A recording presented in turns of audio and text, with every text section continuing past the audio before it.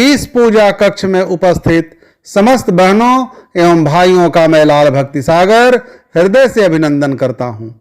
आज से हजारों वर्ष पहले मोक्षदा एकादशी के दिन भगवान श्री कृष्ण और अर्जुन के बीच में जो संवाद हुआ कुरुक्षेत्र के रण में, जहां दोनों सेनाएं कौरवों और पांडवों की सेनाएं आमने सामने खड़ी थीं। गीता के अध्याय 1 से अध्याय 6 के बीच में जितने भी श्लोक हैं, जो भी संवाद हुआ कृष्ण और अर्जुन के बीच में, वो संवाद गीता के अध्याय 1 से अध्याय 6 के बीच में संकलित है।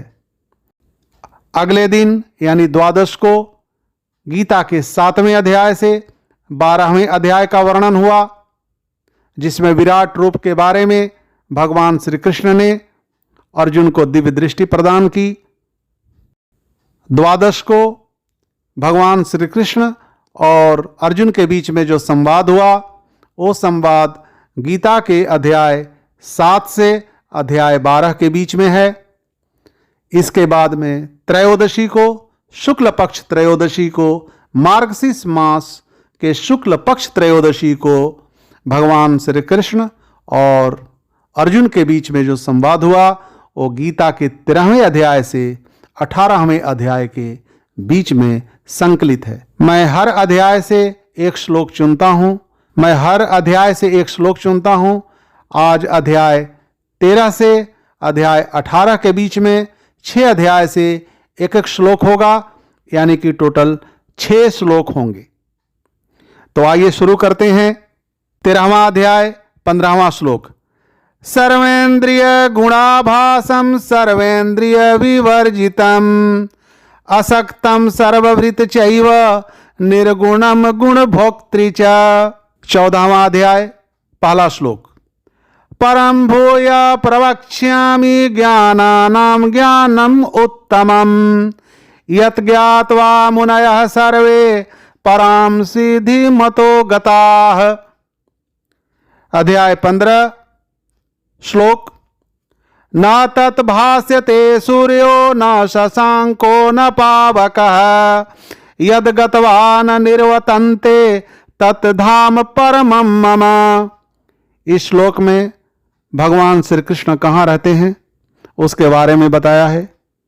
जहाँ पे सूर्य का प्रकाश भी नहीं पहुँचता, जहाँ पे चंद्रमा का प्रकाश नहीं पहुँचता, जहाँ पर किसी भी तरह का कोई प्रकाश नहीं पहुँचता, वहीं मेरा धाम है।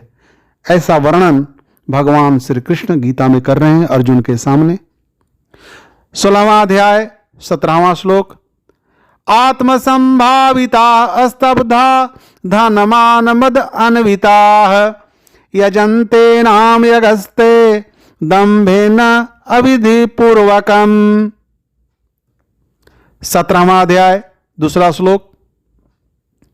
त्रिविधा भवति श्रद्धा देहिनां सा स्वभावजा सात्विकी राजसी चैव तामसी चेति ताम शृणो। 18वां अध्याय 73वां श्लोक। यह श्लोक के बारे में विशेषता यह है कि इस श्लोक के सुन लेने के बाद भगवान श्री कृष्ण के श्रीमुख से जब अर्जुन ने इस श्लोक को सुना, इसके बाद वो गांडीव लेकर के तैयार हो गए युद्ध करने के लिए, क्योंकि जो भी मोह था वो नष्ट हो चुका था। अध्याय 1 से अध्याय 18 के बीच में जैसे अध्याय 18 का 73वां श्लोक आया, अर्जुन खुद बोल पड़ते हैं कि हे केशव, अब मेरा मोह समाप्त हो चुका है। आप सुनिए।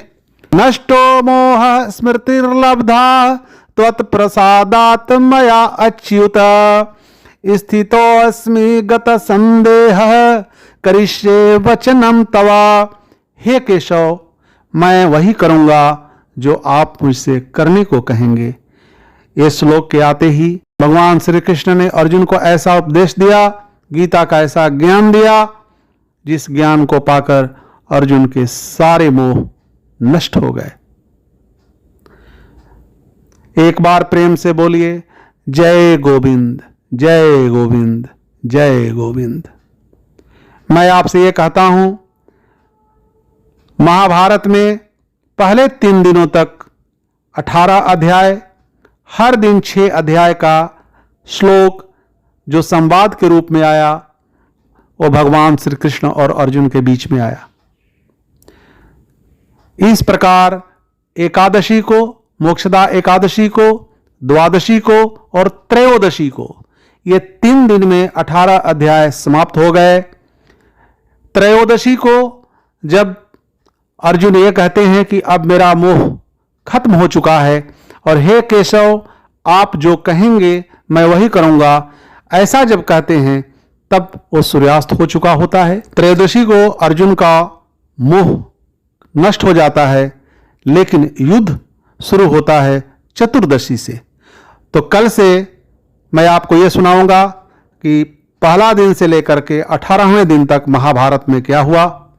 आप हमारे साथ बने रहिए। भगवान श्री कृष्ण आपके जीवन में, आपके परिवार में, आपके घर परिवार में, समाज में, आपके धर्म में भगवान हमेशा आप पे कृपा बनाए रखें। जय गोविंद, जय गोविंद, जय गोविंद।